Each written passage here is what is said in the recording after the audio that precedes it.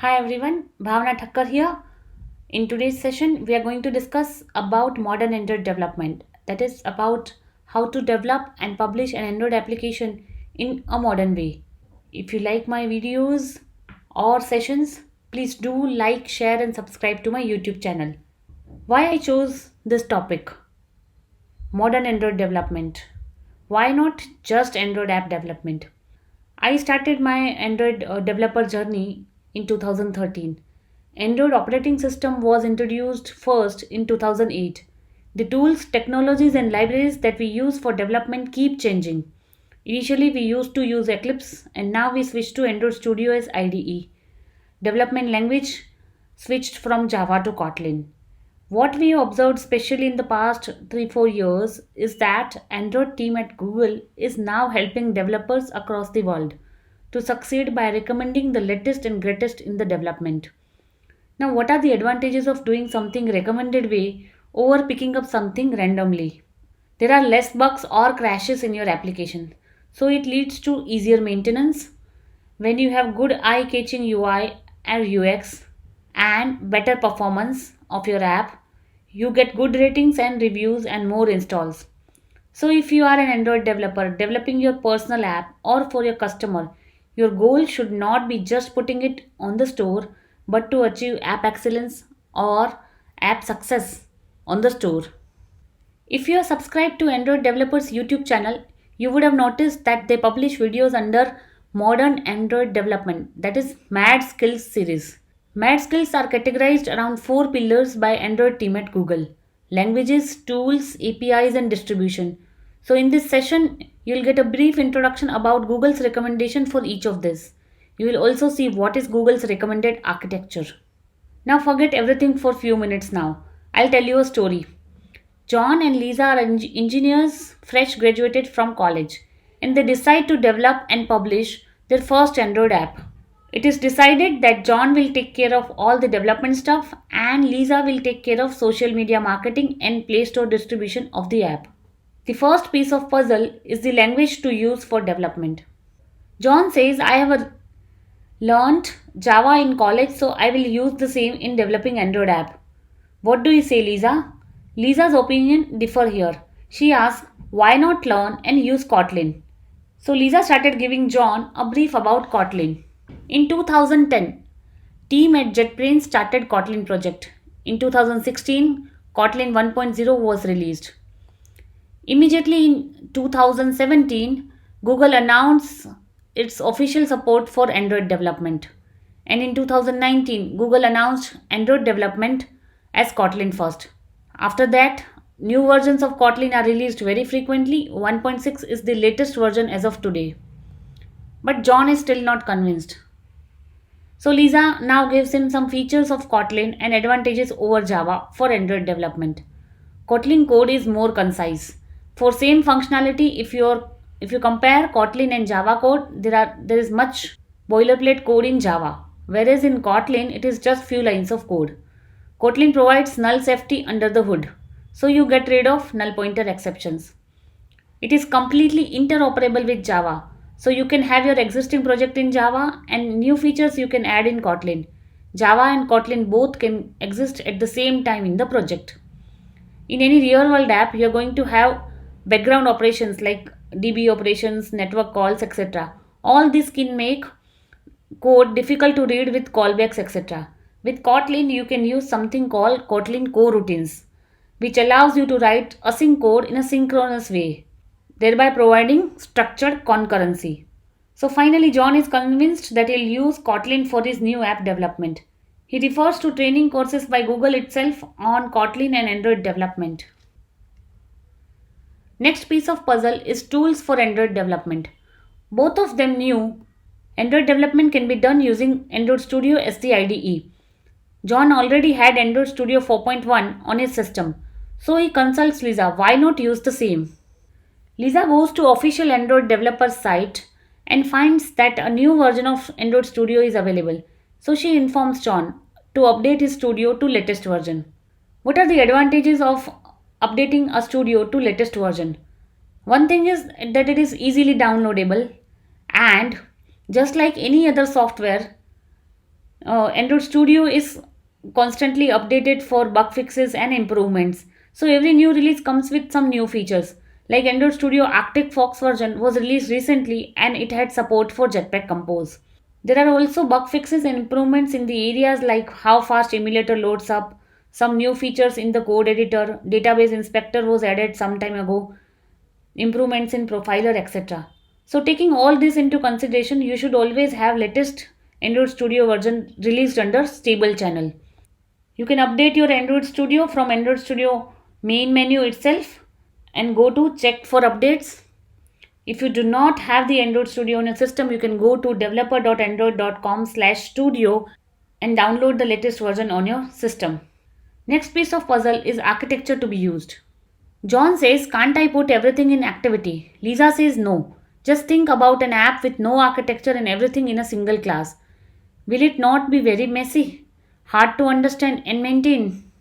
Lisa suggests John to go through Guide to Android App Architecture by Google. Guide to Android App Architecture was available earlier as well and it is revamped a couple of weeks ago. It is very detailed and this is just a snapshot or summary of it. As per the guide, what is recommended is you separate your app logic into UI layer and data layer with an optional domain layer. You can use architecture like MVP, MVI or MVVM. However, MVVM, that is model view model architecture with live data, is recommended by Google, where activity or fragment and view model makes your UI layer, repository and data sources which could be local or remote forms your data layer. Apart from live data, Kotlin Flow is something new introduced and you should check that out as well while incorporating that into your MVVM. Google recommends using navigation architecture component which is part of Android Jetpack library. It solves many problems related to navigation otherwise and avoids a lot of boilerplate code developers used to write to handle back navigation, etc. When you use MVVM architecture, your activity or fragment depends on view model. View model depends on repository. And repository in turn depends on local and remote data sources to fetch the data. Google recommends using HILT for dependency injection. HILT is a dependency injection library for Android that reduces the boilerplate of doing manual dependency injection in your project. So as far as architecture is concerned, use MVVM with Jetpack navigation and HILT for DI. Next piece of puzzle is UI. Both John and Lisa are very excited about building their app's UI that is eye-catching and at the same time provides a very good user experience. John says he's comfortable with XML-based UI development on Android. So modern Android development fancy Lisa asked him, have you heard about Jetpack Compose? What is Jetpack Compose? Jetpack Compose is Android's modern toolkit for building native UI. It is built completely in Kotlin. It makes UI development faster and easier with less code. So benefit is that you can focus on building features and spend less time building the UI. Why use Jetpack Compose? Current Android UI toolkit is over 10 years old now. With every new Android release, view.java file gets bigger and bigger. In current API, it has 30,000 lines of code and too many layers of inheritance. This means that the current Android UI toolkit is increasingly harder to maintain. Also, it scales very poorly. There is an excellent learning pathway available at the official Android developers site to learn Jetpack Compose. Even there are code samples with sample apps on GitHub to refer. So John is now all set to develop UI using Compose. Next piece of puzzle is data layer. Lisa again insists John to go by Google's recommendation. Use Roam library for saving the data locally and use Retrofit for fetching the data from remote servers. John argues that do we really need local database using Roam? Can't we assume that internet is always available? Lisa says no, we need to provide offline support as well because in case the user is in the area where internet is poor. Lisa also explains him one of the strategies for better user experience. Like when the user enters the app, we first check the data in the local database. If it is available, populate the UI. If internet is available, go and fetch the data from the remote. If you get the data, insert it into Roam database. If you are using live data or Kotlin Flow, then those will notify their observers to update the data in the UI. So user gets the latest data. Next question by John is why Retrofit and Roam? So Lisa tells him these are recommended by Google and provides inbuilt support for Kotlin coroutines. What are Kotlin coroutines? See, you do database operations using Roam. networking operations using retrofit. But both of this can't and shouldn't be done on UI thread as it will block the UI. Coroutines is Google's recommended solution for asynchronous programming on Android. Using Kotlin coroutines, you write asynchronous code in a synchronous way. The Kotlin team defines coroutines as lightweight threads, and they have support for suspension, which does not block the thread where the coroutine is running. There are resources available on the official Android developer site to learn Kotlin coroutines. So these are the recommendations by Google we covered for John, an Android developer, for app architecture, for language, for IDE, UI, networking and background, and local storage.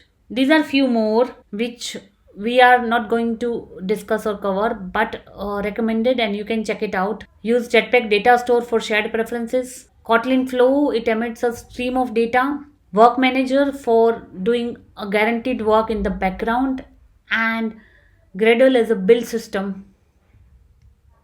Apart from these recommendations, if you're working on real world apps for your personal project or customer, I suggest you check out capabilities of Firebase. It may solve your problem of dedicated server, etc. There are many features Firebase provides like cloud messaging, in-app notifications, authentication, cloud Firestore, Firebase remote config, etc. Also check out Git for version control. John is now all set for app development.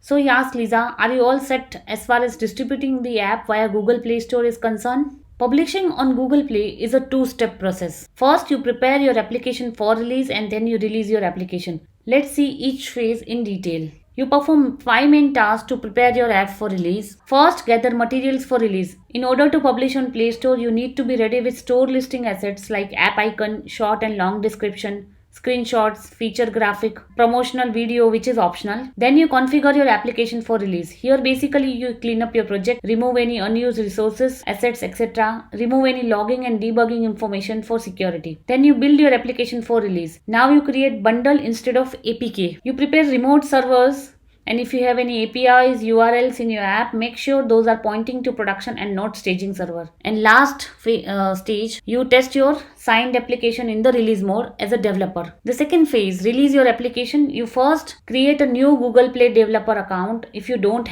already have one, and you need to pay one-time fees of $25. Once you have the account, you get access to Google Play Console. Now, Google Play Console is the area, the place where you're going to upload your signed bundle. First of all, you create an app there. Then you upload your store listing assets like feature graphics, screenshots, app icon. You write a short and long description. You fill in content rating questionnaire. Everything you do in the Google Play Console. You upload your signed bundle, and then you release it for testing. Now there are different testing tracks available on Google Play. There is internal testing, which is internal testing is the first stage where you send your app for testing to your internal QA team and within the organization. Then closed testing, which is also known as alpha release. Here the group is larger, maybe somebody outside your organization or team. And then open testing, which is also known as beta release. And finally you release your application to live. When you release, your app status first changes to in review. It gets reviewed by a Google Play team reviewer, and it can take up to like 1 or 2 days to 7 days in some cases. So that waiting time really depends on number of applications that are in the pipeline for the review for the Google Play team and the complexity of your app as well. John also gives summary of recent changes to Lisa. Like for new apps from August 2021, App Bundle is a new publishing format and mandatory, and you can't use APKs. If you want to learn more about what is App Bundle and how to publish using App Bundle, you have video tutorials on my channel as well, or you can check out the official Android developer documentation. If you have paid app or in-app purchases in your app, then starting July 2021, for the first $1 million of your earnings, you are eligible for 15% service fee instead of 30%, which was earlier. The same will be applicable for subscriptions starting January 2022. Google Play Console UI is completely revamped last year with material design UI, improved navigation, various reports for analysis, etc.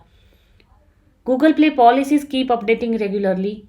So if you subscribe to Android Developers YouTube channel, they publish videos under Google Play Policy Bytes, and there you can get the updates of the recent policy changes. Google Play Store Listing Certificate is recently launched. It covers online training resources followed by a 5-year exam. The certificate is designed for app developers and app marketers who deal with app distribution via Google Play Store. It covers best practices and policies around creating your store listing. I recently took this training in the first week of December and I got the certificate as well. I highly recommend you all of you to check it out. I'll provide the link in the description. And thank you all for listening to me on modern Android development. Follow me on Twitter and message me if you have any questions, comments, or queries.